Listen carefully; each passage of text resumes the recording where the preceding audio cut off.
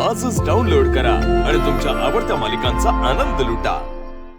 काय ग हे आपल्याला ना काही खायला मिळालं ना राहायला मिळालं।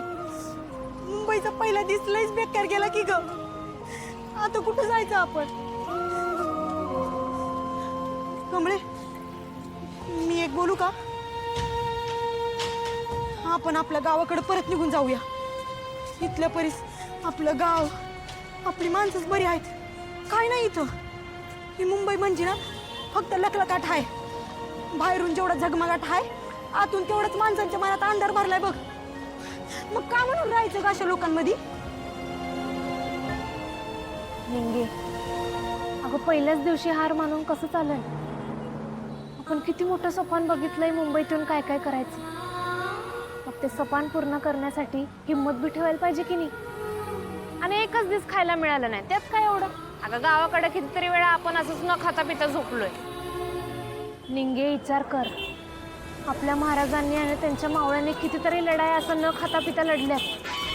त्यांनी अर्ध्यातनं सोडली का लढाई? मग आपण कशी अर्ध्यातनं सोडायची आपली लढाई? अगं आपले बी दिस येतील आणि तेव्हा हेच दिस आपण आठवू आणि लय हसू बघ एकमेकींना म्हणू।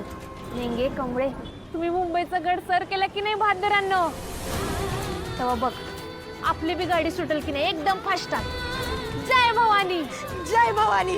चल आता आपण कॉलेजमध्ये जाऊ, तीच एक सेफ जागा आहे। सकाळी कोच मॅडमला परत एकदा भेटू आणि ॲडमिशनचं काय होतं काय विचार। चल। नाही ना राज, अजून काहीच कळलं नाही त्यांच्याबद्दल। ठीक आहे, तू कळव मला, तुला काही समजलं तर। ठीक आहे।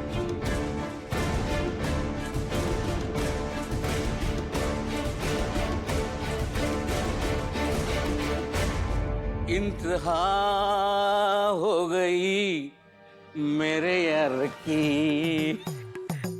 काय हे असा फोनवर किंवा माझ्यावर राग काढून काय होणार आहे?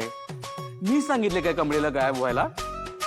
मस्करी सुचतीये साहेब, प्लीज यार, मी आता खरंच खूप फ्रस्ट्रेटेड आहे। एक तर ती मुलगी सकाळपासून सापडत नाहीये, कुठे असेल, कशी असेल, काही खाल्लं असेल की नाही काही माहिती नाही आपल्याला। वा बेटे, माझ्यासाठी कधी थांबतोस का रे 10 मिनिटं खायचा? पण आज सकाळपासून चहा गोड लागत नाहीये, खाण्यापिण्याची शुद्ध नाहीये, नक्की चाललंय काय? साहेब गप्प बस रे, आता तू सुरू होऊ नकोस, काही सुरू नाही। मग काही सुरू नाही तर एवढं फ्रस्ट्रेट का झालायस? कारण खूप वर्षांनी कोणाच्या तरी डोळ्यात मी स्वप्न बघितलंय आणि ती पूर्ण करण्याची जिद्द बघितली। आपल्याच घरातलं उदाहरण घे ना, आहे का इथे स्वप्नांना जागा? मी बोलतो, मांडतो, पण एका लिमिटच्या पुढे मी आई समोर काही बोलू शकत नाही रे। पण ती मुलगी, तिचं गाव, तिची आई सगळ्याला सोडून इतक्या लहान वयात इथे शिक्षणासाठी आली। सगळ्यांना नाही जमत हे।